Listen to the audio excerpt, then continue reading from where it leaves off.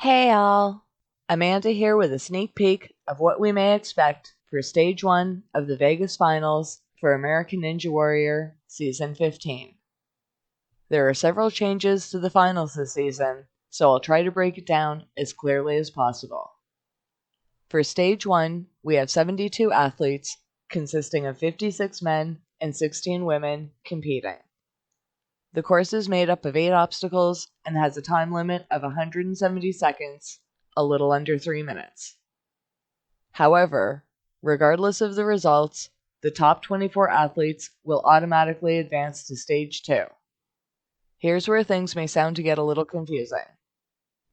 Anyone who hits a buzzer in under the 170-second limit advances to Stage 2. Hence, if more than 24 athletes complete the course, they all move on. If an odd number of athletes complete the course, the fastest non-finishing athlete will also get pushed through, as Stage 2 this year, just like the semifinals, will all have head-to-head runs where the winner moves on to Stage 3. Stage 2 will have a minimum of 12 finishers moving on, where the top 4 fastest non-finishers will then face off in another 2 runoffs to determine the final 2 wildcards for a minimum total of 14 athletes heading to Stage 3. I'm not sure how many episodes we'll have left to the end, but I would guess we would see Stage 1 in its own episode, Stage 2 in its own episode, and Stage 3 and 4 as its own episode. Obviously, I have no affiliation to the show and no inside information, so please take everything I say with a grain of salt, as I could always be wrong with some of this information. I'm just a fan like all of you, and I'm trying my best to figure this all out with you. So, as for my episode, I'm only focusing on Stage 1, and from what I've read, the 8-obstacle course should consist of the following. We start with the slide surfer, where competitors must run across 3 boards that slide forwards and backwards when the competitor puts their weights on them to reach the landing platform. Then, we have the return of the 3-ring circus. Competitors must first unhook a ring and generate enough momentum to lash to the hanging disc. However, a hanging wall was placed so that competitors' momentum would be disrupted. After transitioning to the disc, competitors would have to lash again to a gliding ring and ride it down a track by kipping it over a stopper and locking it into place after they reach the end of the track. Finally, competitors would have to dismount to the angled landing platform. Next up is the giant roller coaster. The obstacle consists of 3 sets of tracks, the last track being U-shaped. Competitors must ride the first bar down the track and lash to a second bar, which they must also ride down the track. Once they reach the end of that track, they must jump the bar to the 3rd track and dismount to the landing platform.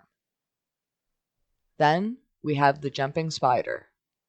Competitors were given a long runway to gain speed so as to jump straight up to the walls from a mini trampoline. Once they prop themselves between the walls, they must travel forward until they reach the halfway point, where they then climb to the ascending portion, then travel horizontally again to reach the end of the obstacle and drop down to the landing platform. We then get a new obstacle called the Gambler. Competitors must first run across 2 breakaway ramps, then jump up to a hanging disc attached to a swinging beam.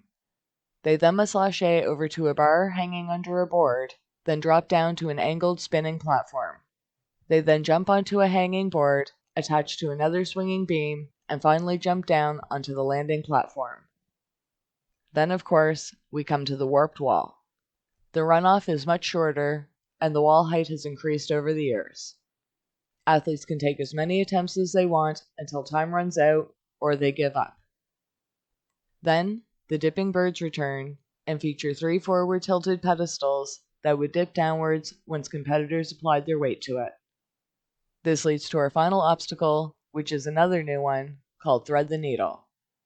Competitors must grab onto a cane that's resting on a smaller hook, which they must hang onto while they generate momentum. After that, they must jump the cane onto a ring by threading the cane through the middle of the ring. Finally, they must build enough momentum to lash to the rope ladder, which they must climb to reach the buzzer.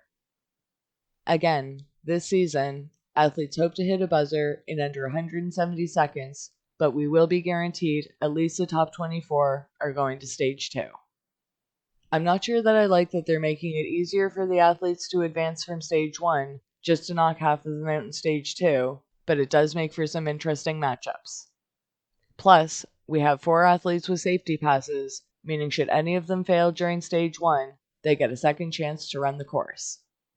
I've already seen the results of one possible finisher, but to avoid spoilers, all I'll say is that if true, this redheaded rookie and illiterate athlete will hit a buzzer with 39.49 seconds remaining. We shall see. I've also heard a rumor that Jay Lachey Lewis may have had to withdraw due to an injury. Again, if true, he may have suffered a broken ankle while practicing the 3-ring circus. So, of the other athletes remaining, here are my quick picks for the top 23, assuming the rookie hinted at earlier makes it.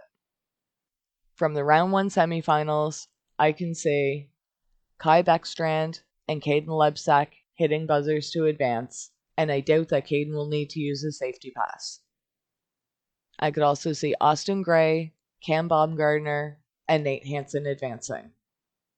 And I would love to see Tyler Yamauchi advance as well. From round 2, I can see youngsters Josiah Papel and Jonathan Godbout hitting buzzers to advance. And of course, I can see the Weatherman Joe Moravsky, the Phoenix Najee Richardson, and the Papal Ninja Sean Bryan hitting buzzers as well. I also think OG Ninjas James the Beast McGrath and the Godfather David Campbell have great shots at advancing too. From round 3, I can see Vance Walker and Isaiah Thomas hitting buzzers. And I know Karsten Williams and Jody Avila both have what it takes to hit buzzers, although their large statures do tend to make time limits a factor. And I would be absolutely stunned if Daniel Gill did not finish with a top time. I would also love to see Flip's protege, Cal Faloris, advance to Stage 2 as well. And from round 4 of the semifinals, I can see rocker RJ Roman and newcomer Naxa Garmore hitting buzzers with top times. I would also love to see the newly married Caleb Bergstrom advance to Stage 2. And of course, you know I'll be cheering the loudest for my favorite ninja, Flip Rodriguez, to not only advance from Stage 1, but to go all the way this season. As for the women, I would love to see some of them make it, but unfortunately, I personally feel like some of the stronger women are not at Stage 1 this year for one reason or another. If anyone has a shot, I would put my money on newcomer Taylor Green, and that would once again make American Ninja Warrior history. I think everyone's going to be holding their collective breath during her run. And of course, I would love to see Barclay Stockett advance, as well as Ashley Bergstrom, but of course, we'll have to wait and see. NBC Teasers has suggested that we will indeed have an absolute winner this year, walking away with $1 million, so you do not want to miss any of the action as we make our way back to Mount Midoriyama to crown our 3rd ever American Ninja Warrior.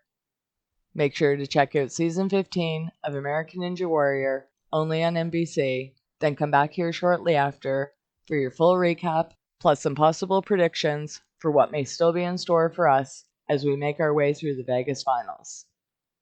This is your last chance to vote for who you think will be advancing from Stage 1 tonight, so feel free to leave your comments below so you can come back later and see how you did. So until then, enjoy the show!